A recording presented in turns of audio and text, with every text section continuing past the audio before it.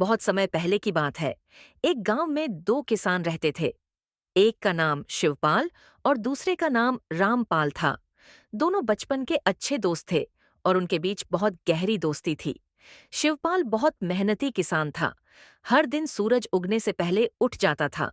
और दूसरी ओर रामपाल बड़ा आलसी था, जो दोपहर तक सोता रहता था।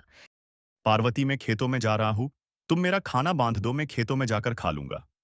आज खेतों में ज्यादा समय लग जाएगा मुझे। आज मैं वहीं पे खा लूंगा। जी, मैंने आपका खाना पहले से ही बांध के रख दी हूँ। ये लीजिए आपका खाना, समय निकाल कर खा लेना। अच्छा ठीक है, मैं चलता हूँ। बच्चों को स्कूल छोड़ाना जल्दी। आप बच्चों की चिंता मत करो, मैं उनको अच्छे से छोड़ आऊंगी स्कूल। आप अच्छे से काम निपटा लेना और हो सके तो आज जल्दी घर आ जाना। दूसरी ओर रामपाल बिस्तर पे सोया हुआ था। उसकी पत्नी ये सब देखकर कुछ बोल भी नहीं पा रही थी। कैसे भी हिम्मत करके रामपाल को बोली। वो जी, सुनते हो? आज आपको खेत में नहीं जाना है क्या? सूरज सर पे आ गया है। उठना नहीं है क्या आपको? इतना सारा काम पड़ा है। तुम अभी तक सो रहे हो? अरे क्या हुआ भाग्यवान? तुम क्यों इतने सुबह को चिल्ला रही हो हमें? चिल्लाओ नहीं तो क्या करूं, देखो तो सूरज सिर पे चढ़ गया है। एक तुम हो जो बिस्तर से उठने का नाम ही नहीं ले रहे हो। खेतों पे नहीं जाना है क्या? अरे भाग्यवान, मैं चला जाऊंगा, तुम क्यों परेशान हो? और इतनी भी कहाँ जल्दी है? खेत कहाँ चला जा रहा है? जी, आप अपना काम समय पे कर लीजिए। इतना आलस मत कीजिए, वरना एक दिन आप हम सबको बहुत पछताना पड़ेगा। हाँ, अच्छा ठीक है। अब से मैं ऐसा नहीं करूंगा, अब मुझे उठने तो दो। हाँ ठीक है, मैं खाना लगा देती हूँ, आप खा लीजिए। सारा काम वैसे ही पड़ा है। खाने में बस दाल चावल ही है क्या? क्या आपको पकवान बना के दूं? रोज रोज अच्छा अच्छा बना के खिलाऊं? अब तुम ताना मारना छोड़ दो, ये बताओ सब्जी बनाई हो कि नहीं? हाँ जी, सब्जी तो तब बनाऊंगी ना, जब आप काम करके पैसे ला कर दोगे। पिछली बार के कुछ पैसे बचे हुए थे, उसी में से हमने ये सब लाई हूँ। और आपको सब्जी खाना है तो जाकर मेहनत करो और सब्जी उगाओ। हाँ हाँ, इसको बोलने से तो अच्छा है मैं दाल चावल ही खा लूं। अच्छा ठीक है, अब मैं खेतों में जा रहा हूं। रामपाल जल्दी से खेतों की ओर चला गया।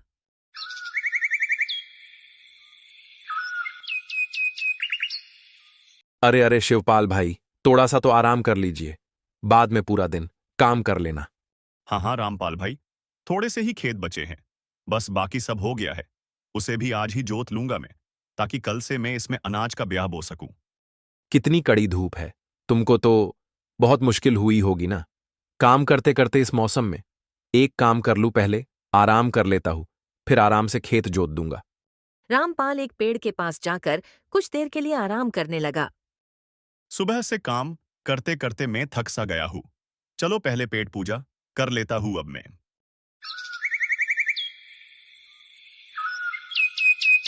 जैसे शिवपाल खाने को बैठा ही था, तभी उसके पास एक साधु महाराज आए उसके पास। अरे बेटा, मुझे बहुत भूख लगी हुई है। कुछ खाने को दे दो। मैं कई दिनों से भूखा हूँ और गांव गांव भटक रहा हूँ खाने की तलाश में। साधु महाराज, आज तो मेरे पास ज्यादा कुछ खाने को नहीं है। बस थोड़ी सी रोटी और सब्जी है, आप खा लीजिए। हम घर जाकर खा लेंगे। शिवपाल के पास कौन आ गया है? लगता है कोई साधु बाबा है। चलो चल के देखते हैं। रामपाल कुछ समय में साधु बाबा के पास पहुंच गया। प्रणाम साधु बाबा। खुश रहो बच्चा, तुम्हारा कल्याण हो सदा। साधु महाराज, मैंने आपका आसन लगा दिया है। आप यहाँ पे बैठ के खा लीजिए इत्मीनान से। पर बेटा, मैं तुम्हारा खाना खा लूंगा तो तुम क्या खाओगे? तुमने अपने बारे में सोचा है कि नहीं? बाबा आप चिंता मत कीजिए, मैं थोड़ी ही देर में घर जाकर खा लूंगा। आप संकोच मत कीजिए, ये खाना आप खा लीजिए। साधु बाबा, मेरी पत्नी भी अच्छा खाना बनाती है, एक बार खा के देखिए कैसा बना है। साधु बाबा ने दोनों का खाना खा लिए भर पेट। मेरी भूख शांत करने के लिए आप दोनों का बहुत बहुत धन्यवाद। बाबा, धन्यवाद करने की क्या जरूरत है? ये तो हमारा परम सौभाग्य है जो हमने आपको खाना खिलाए। हमें आपके सेवा करने का मौका मिला। बाबा, हमें आशीर्वाद दीजिए इस बार हमारी फसल अच्छी और पैदावार हो जाए और हमारे परिवार सुख शांति से रहे। तुम दोनों को मेरा आशीर्वाद है।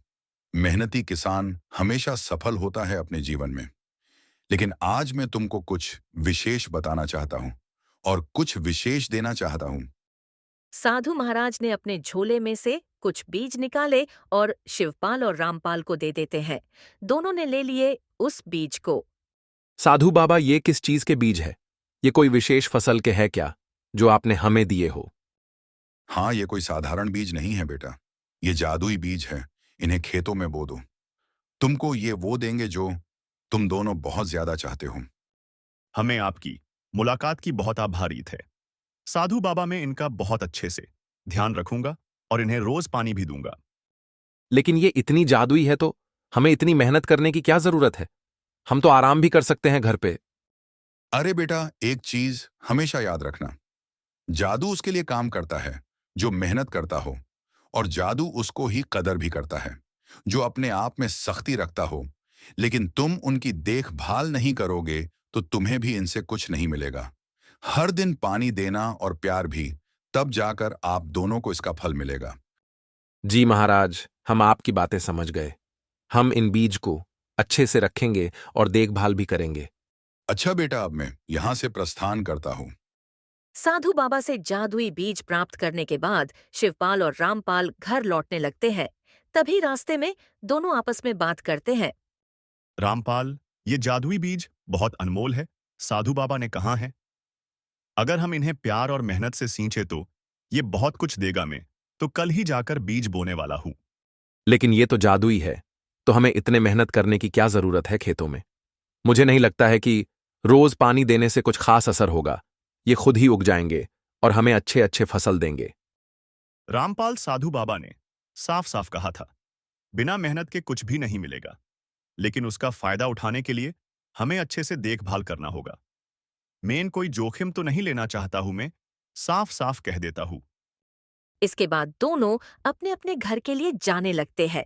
दोनों घर पहुंचकर सारी बात अपनी पत्नी को बताने लगते हैं। जी, ये तो बहुत अच्छी बात है। भगवान की भी ऐसे समय पर बड़ी कृपा है जो आपको साधु बाबा मिले आज। पार्वती, आप सही कह रही है। वो साधु महाराज भगवान से कम थोड़ी ना है। जैसा साधु ने कहा था, मैं वैसा ही करूंगा। अरे वाह, ये तो बहुत अच्छी बात है। अब से हम भी बहुत मेहनत करेंगे और बहुत सारी फसल लगाएंगे और हमको बहुत सारा मुनाफा होगा। हाँ जी, अब तो इंतजार नहीं हो रहा है। अब तो सुबह जाकर बीजों को बो देना है बस। हाँ भाग्यवान, ये बीज कहाँ भागे जा रहे हैं? कल सुबह ही जल्दी खेतों में जाकर बीज को बो दूंगा।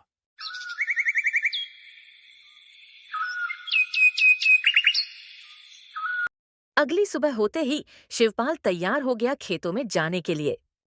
आज खेतों में ज्यादा समय बिताऊंगा जो साधु बाबा ने बीज दिए हैं खेत में बोने को। मुझे लगता है इन बीजों की अच्छे से देखभाल की जाए, हमें अच्छा मुनाफा होगा। जी, ये तो बहुत अच्छी बात है। आप ज्यादा समय बिताएंगे। ये लीजिए आपका खाना, समय निकाल कर खा लेना।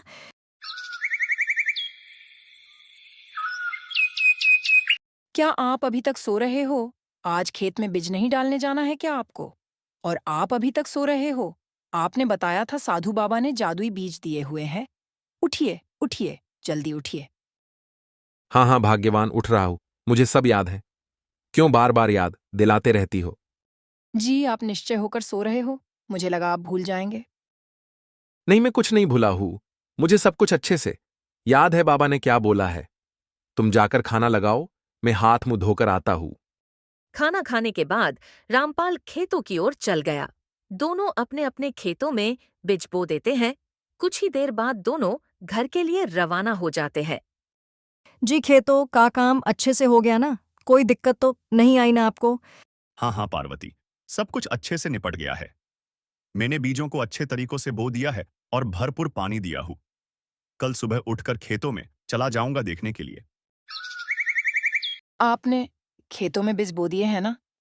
हाँ हाँ भाग्यवान, मैंने सारे बीज हर एक कोने में अच्छे से बो दिए हैं। साधु बाबा ने जो बीज दिए थे उनको अच्छे से पानी डाल दिए हो ना? नहीं, आज मैं पानी नहीं डाल सका। बीज बोने में पूरा दिन चला गया। मुझे पानी डालने का मौका ही नहीं मिला। मैं कल सुबह जाकर पानी डाल दूंगा। लेकिन साधु बाबा ने कहा था, उसकी देखभाल करना, नहीं करेंगे तो कैसे बढ़ेंगे फसल? तुम चिंता मत करो, वो एक जादुई बीज है, वो कभी भी खराब नहीं होंगे। तुम बेकार में चिंता करती हो। साधु बाबा ने कहा है, बीज जादुई है। मेहनत के बिना कुछ हासिल नहीं होता। तुमने शिवपाल भैया को देखा है कि नहीं? अपने खेतों में कितनी मेहनत करते हैं। तुम भी करोगे तो हमारी खेतों में भी अच्छी फसल आएगी उनकी तरह।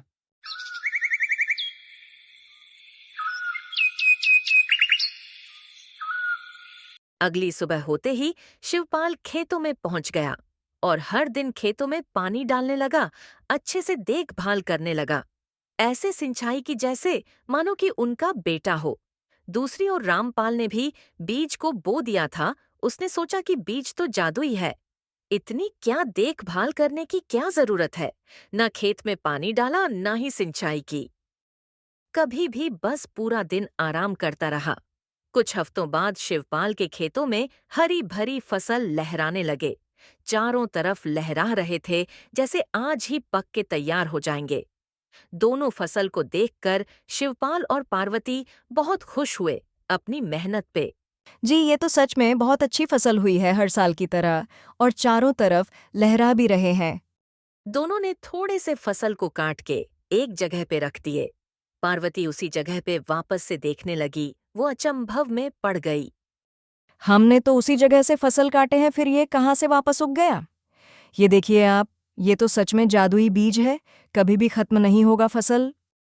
हाँ हाँ पार्वती, ये बीज तो सच में जादुई है। हाँ जी, हमारा तो जीवन ही बदल गया अब तो। कभी भी भूखे नहीं रहेंगे और कभी भी पैसे की कमी नहीं होगी। दूसरी ओर रामपाल के खेतों में फसल तो उग गए हुए थे, लेकिन उसमें कोई भी फल नहीं आया और तो वो सब सूख चुके थे। रामपाल अपने खेत में फसल को देखकर अपनी किस्मत को कोस रहा था। अरे ये तो जादुई थे ना, फिर इनमें फसल क्यों नहीं है? लगता है साधु बाबा ने हमको झूठ बोला है। ये सब कैसे हो गया?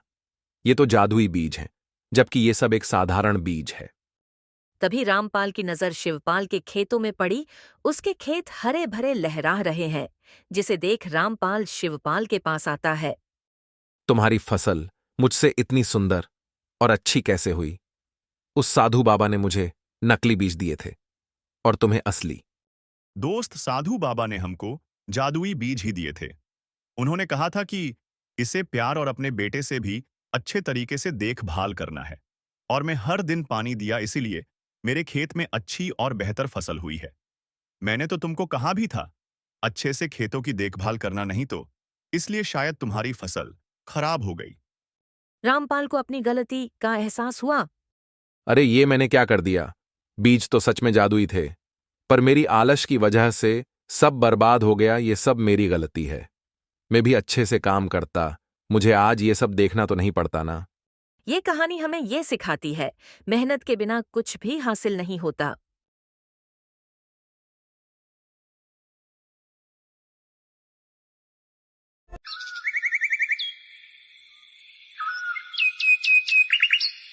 बहुत समय पहले सुंदरनगर नाम का एक छोटे से गांव में किशनलाल नाम का व्यक्ति, जो एक मेहनती किसान है, वो काफी चतुर और चालाक भी था। दूसरी ओर उसी गांव के मुखिया लल्लन सिंह जी उन गरीब किसानों को देख के जला करते थे। उन सब की वजह से मुखिया जी का घर चलता था। मुखिया जी किसी को भी देखना भी नहीं चाहते थे अपने आगे। उधर गांव वाले किशनलाल को बड़े इज्जत से बात किया करते थे। किशनलाल भी सब गांव वालों को मदद किया करता था। एक दिन लल्लन सिंह अपने नौकर के साथ में गांव की ओर जाने लगे। लगान वसूलने को सुंदरनगर की ओर चले जा रहे थे। भोला चाचा घर के बाहर खड़े होकर चाची से बातचीत कर रहे थे।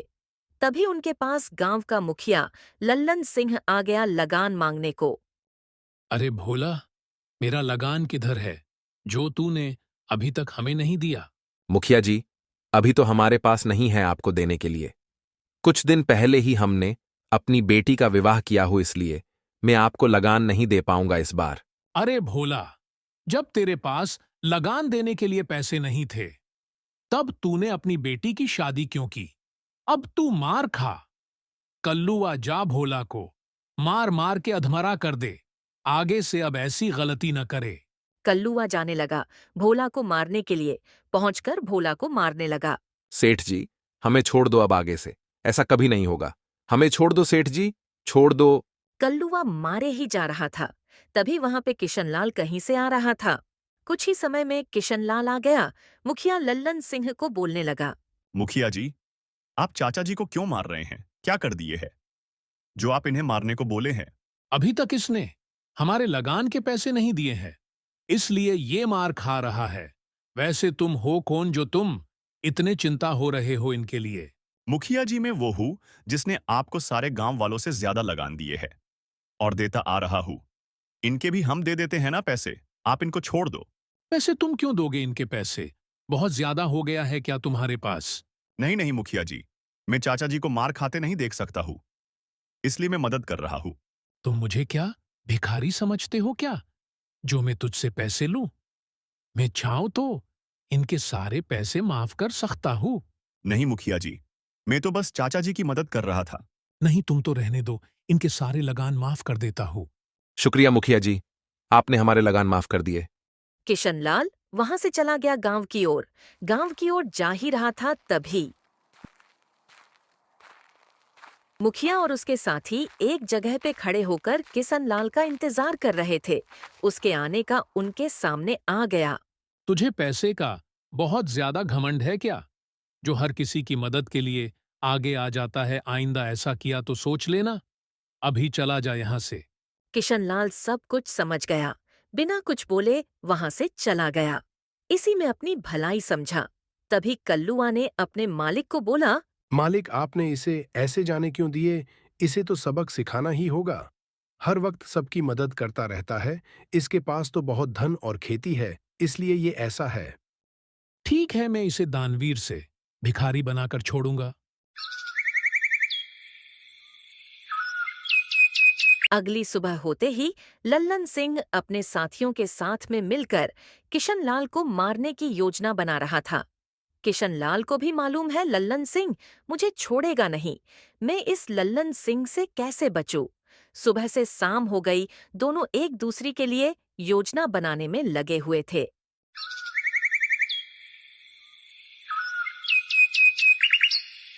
सुबह होते ही किशनलाल जंगल में जाकर एक पेड़ पे चढ़कर बैठ गया और कुछ जानवर को पकड़ने के लिए एक जाल बिछा रखा था। उनमें कुछ फल भी थे। एक जगह पे बैठकर इंतजार कर रहा था। तभी वहां पे 3 हिरण आए साथ में। वो सब जाल में जाकर फंस गए। तुरंत ही नीचे उतरकर सबको पकड़ लिया, बैलगाड़ी में रख दिया, अपने दोस्त के साथ में घर की ओर जाने लगा। कुछ ही देर में घर पहुंचे, सबको घर के पीछे एक पिंजरे में कैद कर दिया कि भाग न पाए। दोपहर होते ही उधर लल्लन सिंह अपने साथी के साथ में किशनलाल के घर के लिए रवाना हो गए। उधर किशनलाल अपने माँ के साथ में बैठकर बातचीत कर रहा था। उनके साथ में एक हिरन भी था। तभी लल्लन सिंह और उनके साथी किशनलाल के घर के बाहर आकर खड़े हो गए। किशनलाल कहाँ हो? जरा बाहर तो आना, तुमसे कुछ काम है। किशनलाल अपनी माँ को सब कुछ अच्छे से समझा देता है। बाहर जाकर क्या बोलना है मुखिया जी को। फिर वो वहां से पीछे के दरवाजा से बाहर निकलकर गांव की ओर चला जाता है। तभी किशन की माँ घर में से निकलकर बाहर को आई। मुखिया जी, इस गरीब के घर कैसे आना हुआ आज? हम तो किशन से मिलने को आए थे। कहाँ है जो अभी तक नहीं आया बाहर? मुखिया जी, वो तो खेत में गया हुआ है काम करने के लिए। हम तो वहीं से होकर आए हैं, हमें तो वो कहीं भी नहीं दिखाई दिया। लगता है आपने अच्छे से नहीं देखा है। वो एक कोने में होगा वहीं पे। ठीक है, हम वहीं पे वापस से जाते हैं और अच्छे से ढूंढेंगे किशन को। सब लोग वहां से चल पड़े किशन को ढूंढने के लिए। कुछ ही समय में सब लोग खेत के पास पहुंच गए। तभी लल्लन को दूर से किशन दिखाई दिया। एक पेड़ के पास बैठा हुआ था। एक जगह पे बैठकर आराम कर रहा था और उसके साथ में एक हिरन भी था जो पिंजरे में कैद था। किशन के पास पहुंच गए। अरे किशन, तू यहाँ पे बैठा हुआ है, मैं तुझे कहाँ नहीं ढूंढा हूँ। और एक तू है कि पेड़ के कोने में बैठा हुआ है, वो भी अकेले। मुखिया जी, आप हमारे घर चले गए होते तो कितना अच्छा होता। हमने माँ को बोले थे, हम खेत में जा रहे हैं, और हम अकेले कहाँ, हमारे साथ में तो हमारा साथी हिरण भी तो है। अब से तू हमको लगान के तौर पे अब हमको और लगान देगा। तेरे पास तो जमीन भी ज्यादा है और पैदावार भी अच्छा होता है ना हर साल। मुखिया जी, हम आपको क्यों ज्यादा दे? वैसे भी हम आपको सबसे पहले दे देते हैं। हाँ, मुझे मालूम है। तेरे खेत में तो 500 मन गेहूं और 600 मन धान होता है। तू हमको बस 40 और 50 मन ही देते हो। अब से तुमको इसे ज्यादा देना होगा। मुखिया जी, आप तो एक चौथाई हिस्सा ही सबसे लेते हैं ना, फिर आपको और चाहिए हमसे। ठीक है मुखिया जी, अब हम आपको इसे ज्यादा दूंगा। फिलहाल आप सब हमारे साथ में घर चलिए। आप सबको आज हम दावत दे रहे हैं खाने के लिए। नहीं किशन, हम सबका पेट वैसे ही भरा हुआ है। तुम ज्यादा जोर दे रहे हो तो हम सब तुम्हारे घर जाने के लिए तैयार हैं।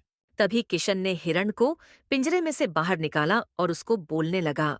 हिरण, तुम जल्दी से जाओ, एक मुर्गी पकड़ के घर ले जाना, और माँ को बोल देना कि आज सबके लिए अच्छे अच्छे पकवान बना के रखे, हम सब थोड़ी देर में घर पहुंचते हैं। अरे किशन, ये हिरण तो भाग जाएगा। तुम इसे बाहर क्यों निकाल दिए हो? भाग जाने दो हिरण को, अच्छा ही तो होगा। जितना जल्दी घर पहुंचेगा, हमारे लिए उतना ही अच्छा होगा। तभी हिरण वहां से भाग जाता है जल्दी से सबके सामने से। ये सब देखकर मुखिया जी को कुछ अजीब सा लगा, ये कैसे हो सकता है? ये एक हिरण जाकर बताएगा घर पे। किशन, मुझे कुछ समझ में नहीं आया। तुमने इसे पहले पिंजरे में कैद किए थे, अब उसे छोड़ भी दिए, कहीं भाग गया तो?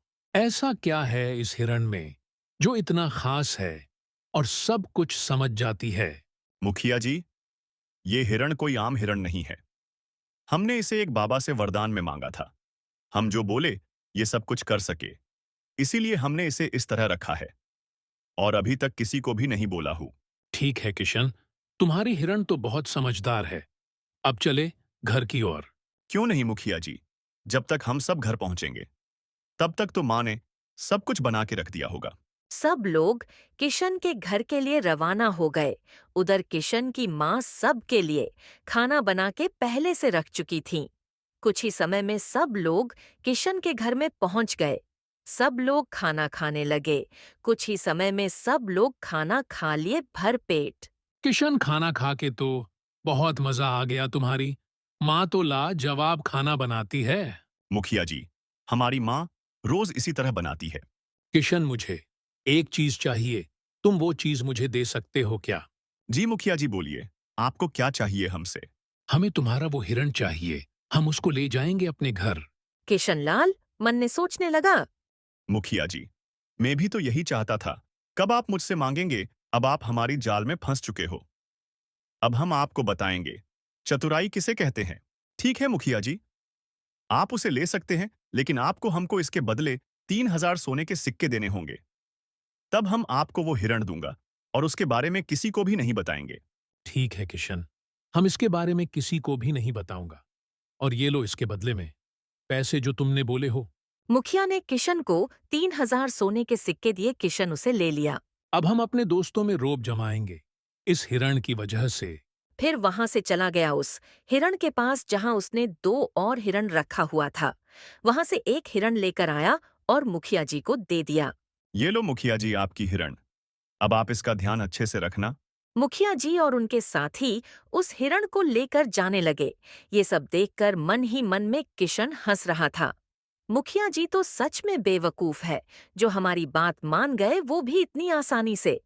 कुछ ही समय में घर पहुंच गए। उसे एक कोने में रख दिए पिंजरे में, और घर के अंदर चले गए।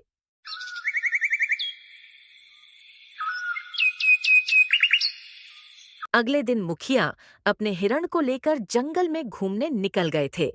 उनके साथ में उसके 2 दोस्त भी थे। वो सब एक जगह खड़े होकर सब आपस में बातचीत कर रहे थे। अरे श्याम भाई, और बताओ क्या चल रहा है तुम्हारे धंधे में? क्या बताऊं लल्लन भाई, इस साल तो एकदम खराब गया। एक भी चीज ढंग से नहीं बिकी, सारा माल वैसे का वैसे ही है। और तुम्हारा क्या चल रहा है गांव में? मेरा तो इस साल भी अच्छे से गया। सब लोग लगान दिए और कुछ लोग तो पैसे भी दिए। इसलिए मैं शहर नहीं गया धान और गेहूं बेचने को। और ये बताओ, कब से तुमने हिरण पालने लगे हो अपने घर में? लल्लन भी कब से इंतजार कर रहा था कि कब श्याम इस हिरण के बारे में बोलेगा। अब इससे अच्छा मौका नहीं मिलेगा हमको इसके बारे में बताने को। श्याम कुछ ही दिन हुए हैं और ये तो काफी समझदार भी है। जो हम इसे कहते हैं ये सब बात मान लेता है जल्दी से। लल्लन, हम कुछ समझे नहीं। तुम क्या कहना चाहते हो? ठीक है श्याम, मैं तुमको दिखाता हूँ ये हिरण क्या क्या कर सकता है। लल्लन उस हिरण के पास जाने लगा। वहां पहुंचकर पिंजरे में से बाहर निकाल दिया और उसे आदेश देने लगा। हिरण जाकर एक मुर्गा पकड़ के ले जाओ घर और मालकिन को बोल देना कि आज खाने में चिकन और पकवान बना दे। आज घर पे हमारे दोस्त आ रहे हैं, खाने के लिए तुम जल्दी से जाओ। ये सब श्याम एक कोने से सब देख रहा था। लल्लन क्या बोल रहा है इस हिरण से? तभी हिरण जल्दी जल्दी भाग गया जंगल की ओर। लल्लन को लगा ये हमारे घर गया है बोलने के लिए। उसे पता नहीं अभी उसके साथ में छल हो रहा है। लल्लन इससे बिल्कुल अनजान था। दोनों घर की ओर जाने लगे। कुछ ही समय में घर पहुंच गए। लल्लन की बीबी घर के बाहर खड़ी थी। उसके सामने लल्लन आकर खड़ा हो गया और उसे बोलने लगा। अरे सुमन, तुमने सब कुछ बना दी हो ना? क्या मैंने सब कुछ बना दी हूँ? तुम क्या बात कर रहे हो? मैंने तो हिरण को भेजा था तुम्हारे पास उसे बोल के चिकन और अच्छे अच्छे पकवान बनाने के लिए। वो अभी तक तुम्हारे पास नहीं आया क्या? अभी तक तो कोई भी हमारे पास नहीं आया है। और कैसे पकवान? अरे किशन, मैं तो तुझको नहीं छोड़ूंगा जिंदा। तूने मेरे साथ में बहुत गलत किया है। मुझे धोखा देकर अब तू कहाँ तक जाएगा? कौन सा धोखा और आपको किसने दे दिया? कल्लुआ, तू किधर मर गया रे? जल्दी आ मेरे पास। कल्लुआ जल्दी जल्दी लल्लन सिंह के पास गया। क्या हुआ मालिक? आप इतना जोर जोर से क्यों चिल्ला रहे हो? अभी इसी वक्त तुम सब चलो हमारे साथ में उस किशन के घर। उसने हमारे साथ में बहुत बड़ा विश्वासघात किया है। सब लोग लल्लन सिंह के साथ में जाने लगे। लल्लन सिंह काफी ज्यादा गुस्सा और चिढ़ सा गया हुआ था। आज तक किसी ने उसके साथ में ऐसा नहीं किया। इसलिए सबको लेकर किशन के घर के बाहर जा खड़ा हुआ और किशन को गुस्से से आवाज देने लगा। अरे किशन, तू बाहर आता है कि मैं आऊं अंदर? अंदर किशन बैठकर मुखिया जी का इंतजार कर रहा था, क्योंकि उसे भी मालूम था कि मुखिया लल्लन सिंह जी उसके घर जरूर आएंगे बोलने के लिए। इसलिए पहले से ही तैयार था उसे क्या बोलना है। उठकर बाहर की ओर जाने लगा। दोनों एक दूसरे को देखते रह गए। लल्लन सिंह तो गुस्से से किशन की ओर देख रहे थे। तभी उन्होंने बोले, तुझे मैं क्या पागल लग रहा हूँ जो तूने मुझे बेवकूफ बनाया वो हिरण बेचकर? चल ला मेरे पैसे। क्या हुआ मुखिया जी? मैं क्यों आपको पागल बनाऊंगा? मुझ में इतनी हिम्मत कहाँ है जो मैं ऐसा कर सकूं आपके साथ में? कोई गलत फहमी हुई होगी किसी बात को लेकर। कोई गलत फहमी हुई है मुझे। तूने जो मुझे हिरण दिया था वो तो भाग गया। तूने तो बोला था ये सब कुछ बता देता है। मुखिया जी, मैंने आपके सामने उसे बोला था। उसने तो घर जाकर माँ को सब कुछ बोल दिया था ना। लगता है आपने कोई गलती की है, तभी वो भाग के आई ही हमारे पास। हमने ऐसी कौन से गलती कर दी जो भाग के यहाँ आया है? मुखिया जी, क्या आपने उसे खाना खिलाया कि नहीं अभी तक? हमने अब तक कुछ नहीं खिलाया हो। तुमने तो बताना ही भूल गए उसे खाना चाहिए। लगता है मैं जल्दी जल्दी में आपको बताना भूल गया। उसे खाना बहुत पसंद है, इसलिए आपकी बात नहीं मानी। ठीक है किशन, अब से मैं ध्यान रखूंगा इस बात का। मुखिया जी, आप यहीं रुकिए, मैं आपको लाकर देता हूँ। किशन वहां से चला गया। हिरण को लाने के लिए अब ये आखिरी हिरण बची हुई थी। मुखिया को लग रहा था कि सच में उसके घर आ गई होगी। कुछ समय में किशन आखिरी हिरण को लाया मुखिया के सामने। ये लो मुखिया जी, आपकी हिरण ले जाइए। मुखिया जी उस आखिरी हिरण को लेकर चले गए घर की ओर। कुछ ही देर में घर पहुंच गए।